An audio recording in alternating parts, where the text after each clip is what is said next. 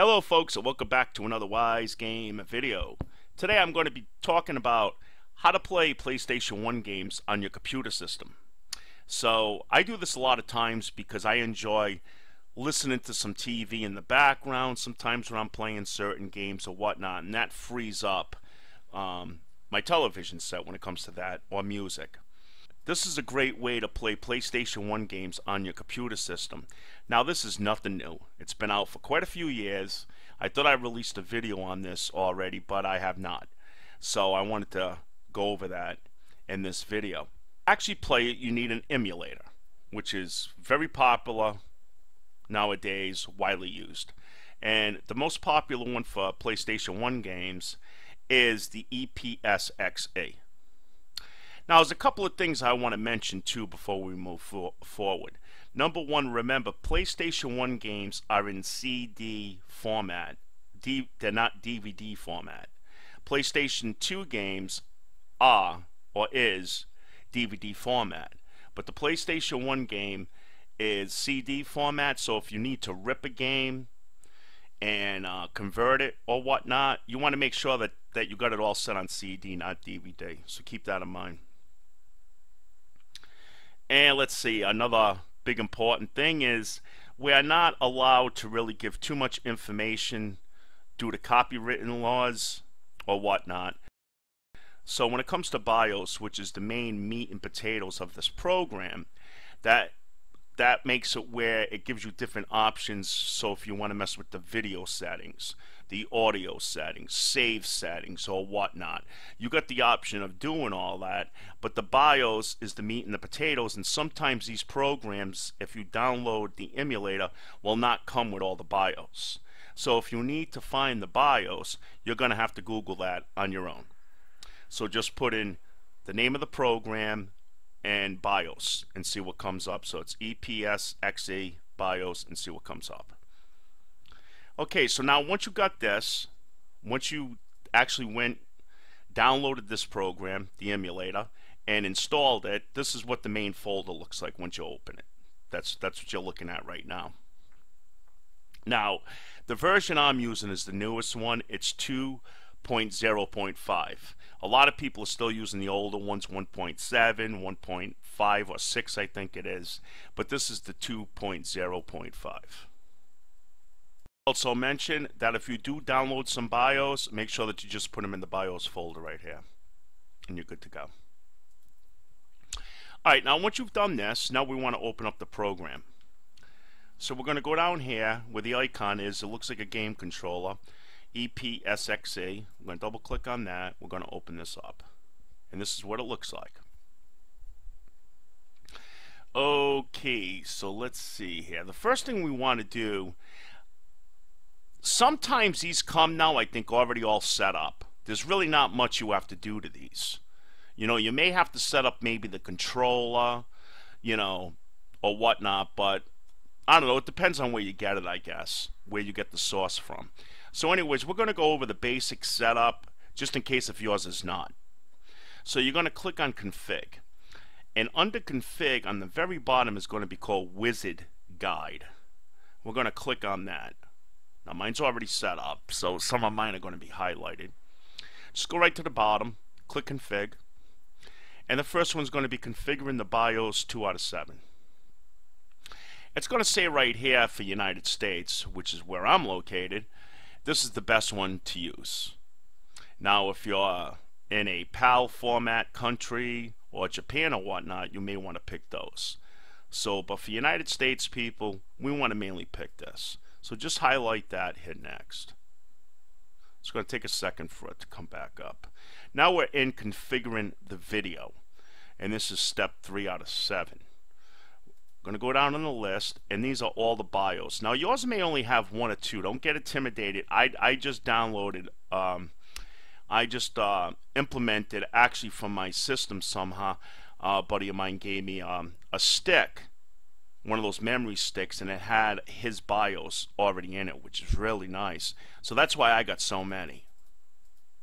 So, but anyways, you just want to let's see, let's go down to where mine is set, because I don't know what all these do. And mine's set on this one right here. I think this is the most common used. And this is the Pete's Open GL2 GPU Core 200. Highlight that, hit next. Next, we're setting up the sound, which is step 4 out of 7. And mine's already set right here. I'm using ePSXe SPU Core 200. Hit next. Now we're configuring the CD-ROM. So we're just going to go down, and I am using ePSXe CDR WNT W2K, I believe it says. Very small, I can't read it very well. Core 200. So pick that one, hit next. This is configuring your controllers. So you can use your game pads, your controller pads, for the computer system, which I have a couple of videos out about that too. Now, you got controller 1, which sets up, of course, controller 1. Then you got controller 2, which would set up controller 2 if you're using 2 controllers. So we're just going to do controller 1 for now. And this is basically not picking a program, it's setting up, mapping how you want to use your controller with this. I keep mine defaulted to the way PlayStation 1 was, so that all the games, they're already set up for that. So basically, this may not be set up by default when you first get this program. I don't remember, I'm not really sure. But just in case if it's not, I'm going to show you how to do it. On the very top right here, you got this drop down box. Now, some of the older versions of this don't have all these different options. So if you're using like 1.7, you might not have all these options. But you want to, I think, mainly keep it on direct input. I also used keyboard once, and that wasn't bad either, because think about it. What's mapping a controller doing? It's putting the keyboard on the controller, is basically what it's doing. So whether it's in keyboard or direct, I don't think it really matters. X input, I haven't used that. So anyways, once you do that, direct input I'm picking. The next box on mine has quite a few. Some of the other ones I've seen, the earlier versions, only has like 1 or 2 in here. And the one commonly used for this one is called SCPH-1080 Digital. Now, as far as mapping the controller, it's very, very easy. All you have to do, let's say if I put this on J. Alright, I just put that on J by typing J on the keyboard. The controller should automatically map to the keyboard what the keyboard command should be for the button you want to set up. So for this one, this is actually tied to the square button, which is this button right here. Alright, so now what I'm going to do is pick up my controller and hit the square button on my controller, and let's see if that J changes. And it went to K. So K is actually the key that you need for that button to work correctly. And that's all you do for everything else. Now my other ones are already set up, so again we're going to go to the X button, hit the X button on the controller, it's set up for L. The start button is the only one that kind of goes weird on me at times, and I'm going to come back in here and do it again. So for this one, we're going to hit the start button on the controller, and that's what it would put in. Now, if you got most of the modern controllers nowadays that we all has those toggles on them. And I love those things when it comes to moving my character and stuff. I'd rather use that than the directional pad or POV. So to set up the toggle to move, you could do it by using the directional pad here. And so, but when you set it up for, like, say, WASD, which is the most common movement command buttons on the keyboard for computer games, instead of doing this with your directional pad, you want to do it with your toggle switch. You know your toggle, the 4-way toggle.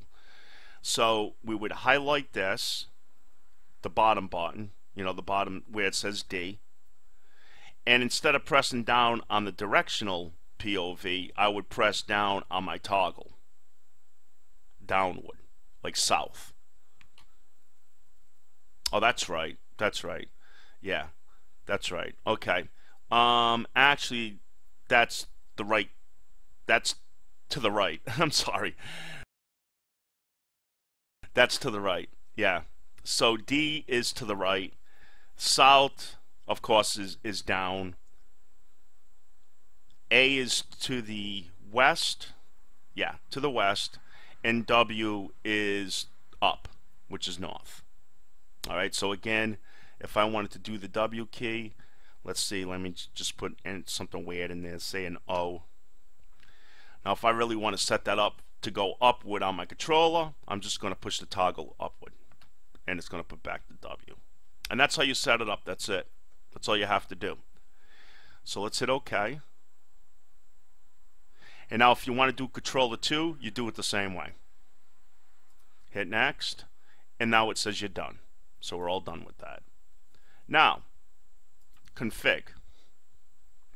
Config is where you want to come if you still want to toy with it more, set up some BIOS yourself. Again, this takes a lot of just testing stuff out, see what works for you in the game, and all that good stuff. So just click on video, which is the most common. And for the game I'm going to be using in this demonstration, I'm going to leave everything the way it is, but I'm going to change this one right down here where it says frame buffer effects, and I'm going to go to number 2, which is standard. That's supposed to be one of the biggest, that might make a big improvement right there in your video graphics. And then all these other settings you could try too, but for now I'm just going to keep it like that. I got mine a full screen. I'm only playing in a 6x6 inch window. Okay, so we're just going to hit OK. And then again you could come back in here and make the same changes to the game pads. Port 1, you could set up to 4 different pads just in port 1. You could set up for like 4 different players. Each one could have a controller, and if you click on this, it's going to look like what we just did before in the setup. Now something else I want to show you in this too is with the game pads is no matter if you put it on pad 1, if you click on pad 1, it doesn't stay on. It always stays on multi-tap, so if you see that, don't worry about it. It's still picking up the changes you made in these other ones. So keep that in mind. Now something else that happens too with these emulators I've noticed is if you do certain things like force close the game, escape the game, or you make some changes in the game, sometimes it's going to make all these options are grayed out and you can't click on them to make changes. An easy fix if you see that happening is just close the program, open it back up, and they'll be back. That's it. Alright, now we're all set, I think, to play a game. So the first thing we're going to do is let's go over some of these commands so you know. Run CD-ROM. Run CD-ROM, very obvious. If you actually have the game, the actual game on disk for your original PlayStation 1, you could use that in your driver, your disk driver on your computer system, and you can play the game right from that. Do I highly recommend it? No. It's a great way to make a file that you could put in your computer system and then play from the file as an iOS or something. ISO, I mean. The reason why is because if you're playing a couple hours a day, you're going to be putting a lot of wear and tear on that DVD or CD drive. And if you make a decent file of it, you should be able to get the same quality as you would from the disk anyway. So I recommend always using Run ISO. That's usually the one that I use the most. Run BIOS, what that does is that, you know when you just put on the PlayStation machine and it shows the dun, like the PlayStation logo, and it sits there for like 5 minutes.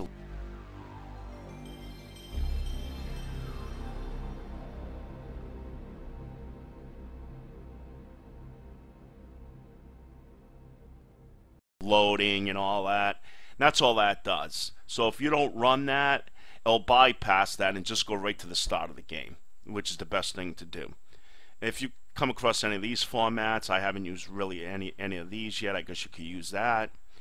This here you could change the disk, CD-ROM, ISO, local play. You don't have to use this stuff too much.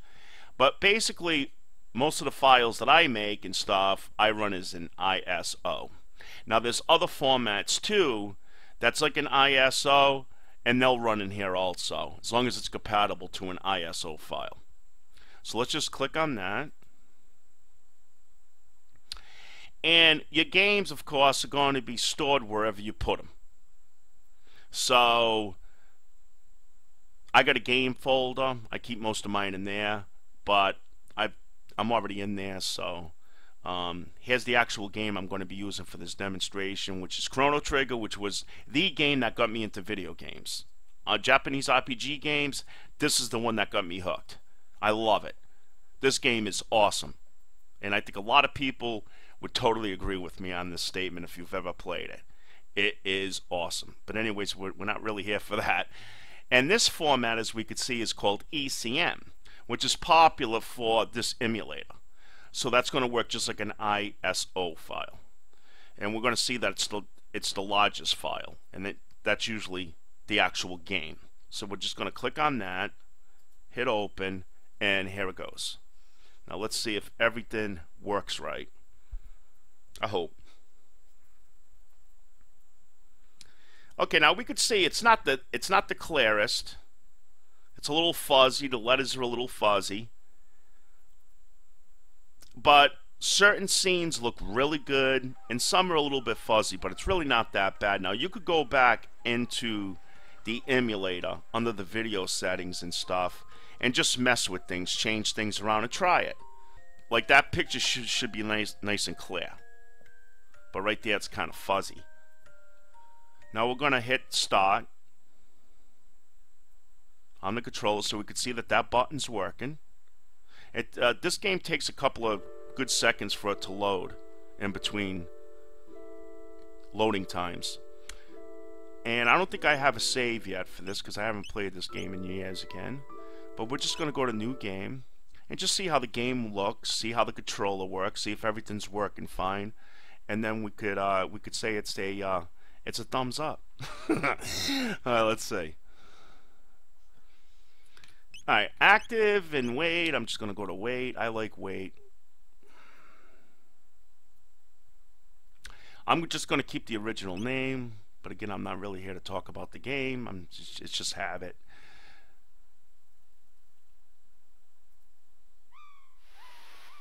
Okay, and here's where the game starts to load up. So everything looks decent so far. Again, I don't really remember how much clearer the actual PlayStation one looked. I'm sure it was clearer than this, but we could see it's definitely playable. Okay, now I just screwed it up. Alright, so what I did was that I went to click on the actual game and it closed it. So watch out for that. When it's in full screen, it could do that. So let's just go through this pretty quickly and just see if everything works right. It looks okay. So far, so good. Alright. This has got like the best game soundtracks, this game. It's just, they're so memorable, you know. Alright, so far all the buttons are working as far as advancing the storyline. And let's actually get to the point where I could actually move this guy. And we could see he could go left and right. See if he could run. Run's working. See if the menus are working. And the game does have some load time, so let's see here. So we could see that we could get into all of our menus, no problem. Nice, nice. Looks pretty decent. I got a little bit of screen flickering going on. It probably won't show up in the video because the way that the video actually renders that out. And it looks like everything's working, folks. That's pretty much it. So that's how you play your retro PlayStation 1 games for the computer system. Again, thanks for watching Wise Gamer, and you guys have a great day. Take care. Bye-bye.